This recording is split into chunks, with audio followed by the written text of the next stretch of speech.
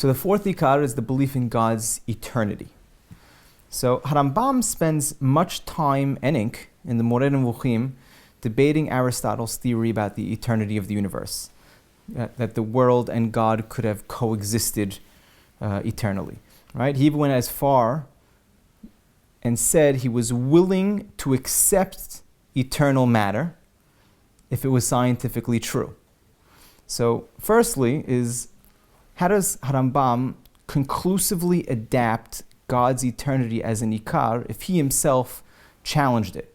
Right? He was willing to accept it if it was found to be true. So HaRambam debated Aristotle and Aristotle's students about this point. He strongly debated them and fought them on this issue. Brings all of their questions and does a really superior job as to answering them and shifting the belief system. He does say that Kadmut Hashem is not possible to prove 100% conclusively, right? However, he says that he's able to, while not prove it 100%, make a major good argument for Kadmut Hashem, where it actually becomes a more probable option than Kadmut HaOlam. And that's how he looks at it. And what that statement that you quoted, which is very often quoted, what it seems to be what he's saying over there is they haven't proven their case. Even though I cannot disprove them 100%, they haven't proven their case. So while my objection to them is on based on the Pshatei HaMikra, right? Had they proven their case conclusively, and I would be willing to interpret texts in light of those proofs, but they haven't proven their case. And so therefore, on two grounds, one based on tradition and Pshatei HaMikraot, and second, based even on more probable proofs, I can now take the simple understanding of our traditions and Pshatei HaMikra and believe in Bri'at HaOlam.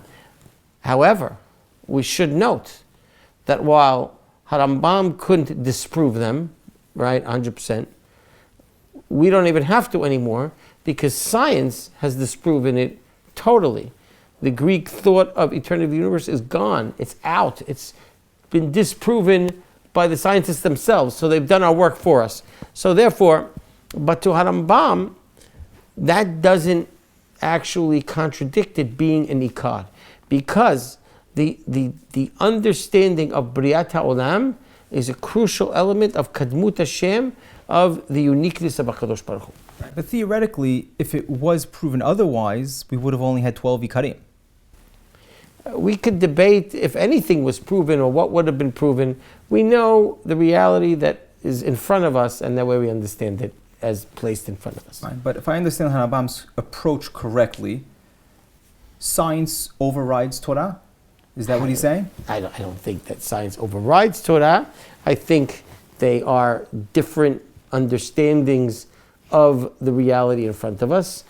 Science attempts to understand the physical world, whereas the Torah seems to understand our relationship to HaKadosh Baruch Hu within this world. I think they're two planes and two realms on different levels. I think they are two different aspects of our existence, each important, right? And they have really different functions. And so I don't think you could say science overrides Torah.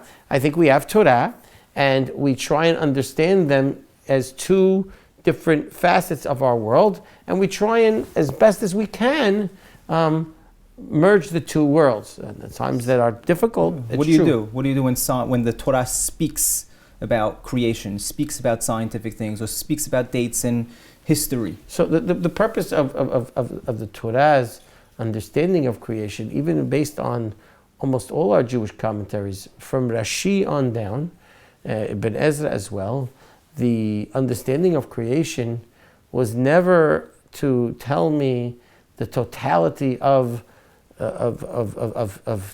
how we got here. It's really to tell us how our relationship and how we interact with HaKadosh Baruch Hu from the very beginning. That is actually the first Rashi, right? Why does that the entire purpose of telling us of creation is to God gifting us Eretz Israel and interacting with us on a unique method, right? So therefore, if the Torah's purpose is not to explain an elaborate view of the scientific development of how one got here. So therefore, it could speak in those terms. And I think that most of the Rishonim would agree with that. So we use science to understand science and the world around us, and the Torah is there to provide us meaning in how to conduct our lives.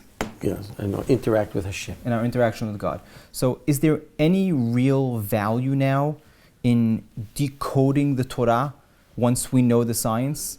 I'll give an example. Like, it's cute, right? But if the Torah's intention was not to teach us science or history, is there any value in reading the Big Bang Theory into creation, into the story in Bereshit? I don't engage that much. But what I understand from what I've read is what the purpose of doing that would be to enable a person to be a 100% believer in Shomer Torah and Mitzvot, and not believing that he has to discount science and the finding of science today, and that he could still live as a thinking individual while maintaining his beliefs. I think that is the purpose of such a approach.